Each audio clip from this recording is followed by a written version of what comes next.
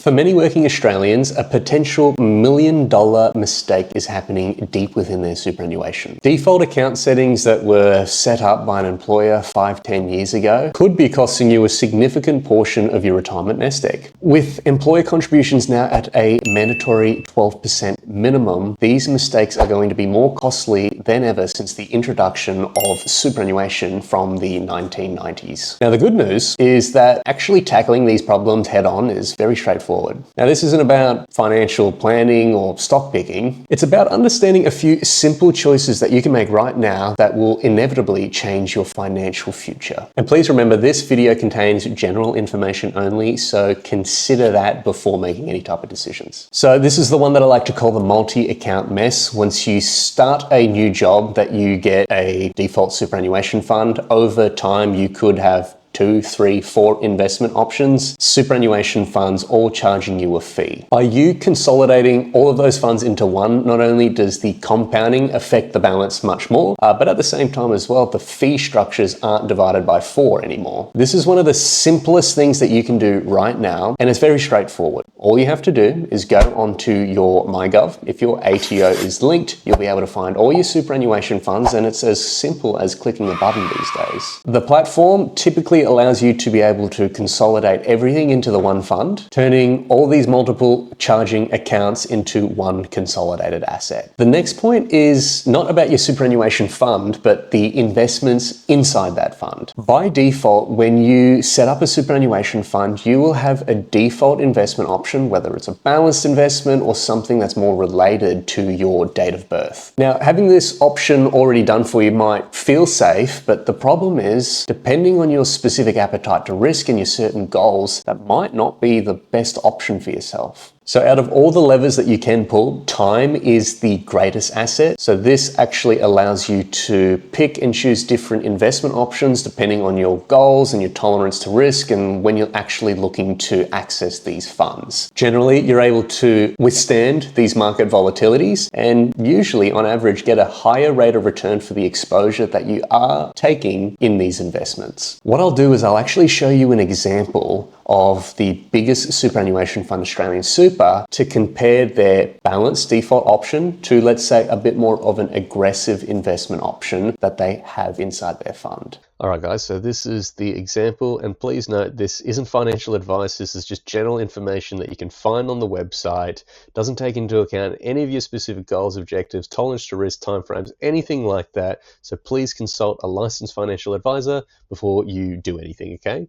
So now that we've got that out of the way, I'll give you a bit of an idea. So this is Australian Super, biggest superannuation fund, and here are the investments. So I pulled this up before. This is the product disclosure statement. It's quite important. Shows you here that every single person that goes into Australian Super will be placed in this balanced investment option until they make an investment choice. And this is the 5-year average rate of return, okay? So it's 7.47. This is the one that we were comparing to, 8.73. So I'm going to fill out this information here. So let's just say you're 40, and as I said, guys, this isn't taking into account anyone's situation, really just filling in some random information. Let's say 67, you got 27 years. Let's say your balance is $100,000. Fund fees. Let's go other. I put in $52 here. 0.1%. I'll show you where I get that from.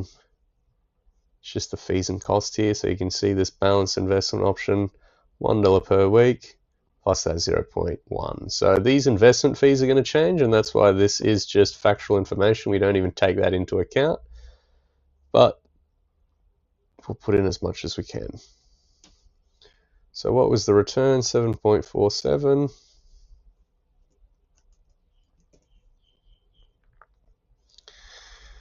And that's what it's looking like, okay? So if we were to compare the high growth option, and I'll say it again, we have not taken into account the investment fee. They are very, very similar, but they are not the same. And the return is 8.73. All right, the results have been updated. So we can see here over the lifetime of that 27 odd years, yeah, you're looking at a significant difference, right? Almost that $200,000, around that 170, odd thousand dollars in opportunity cost for taking on that extra exposure. Now, I'm not telling you to go take any more risk or anything of the sort.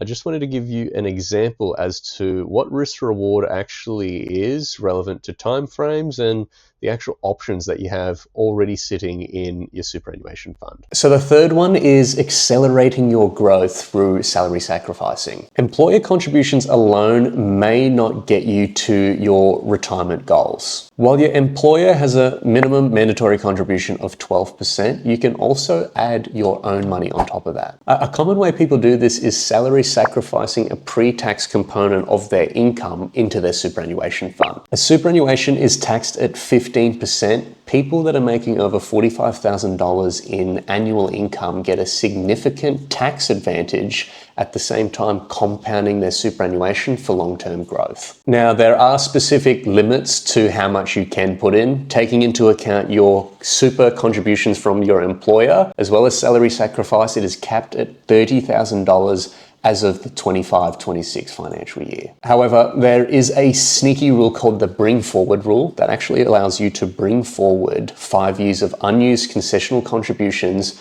with no tax implications. Under the bring forward rule, your balance has to be under $500,000 for this rule to be applied. Number 4 is the insurance safety net. Most superannuation funds, when you sign on board, you get some contributions coming through, they will set a predetermined amount of life, total permanent disability, possibly income protection onto your current account. Now, this is a very cost-effective way in getting cover. The only problem is they haven't asked you any personal questions, debt, or anything like that. So usually the insurances aren't really relevant to the client's unique situation. Generally speaking, people like to cover themselves for the debt that they hold, as well as any type of living expenses dependent on their situation, whether they got kids or they're married or they're single, etc. Insurances is one of those things that you pay for and you might never actually claim on. So the question that most people ask is it worth it? And whether you want the security to know that you do have a safety net, whether you don't and you'd rather save on the premiums for compounding growth, that is completely dependent on your unique situation. Now, a quick tip as well, referencing the first tip, if you're going to do any type of consolidation, make sure that you actually look at your insurances, because if you roll them over and cancel them and you have any type of pre-existing health questions, it might be very, very difficult for you to get those insurances again. Now, to end off, your super, it's your money. And for most people, it's going to become one of their biggest assets when it comes to retirement time. So to recap the key actions: 1, consolidation of superannuation accounts; 2, investment options, seeing if it relates to your specific goals and objectives now; 3, would extra contributions be effective for what I'm trying to achieve? And lastly, making sure that you have insurances for a safety net if something were to go wrong. Taking an active interest in your superannuation today can be one of the most powerful things that you can do for yourself. Thanks for watching.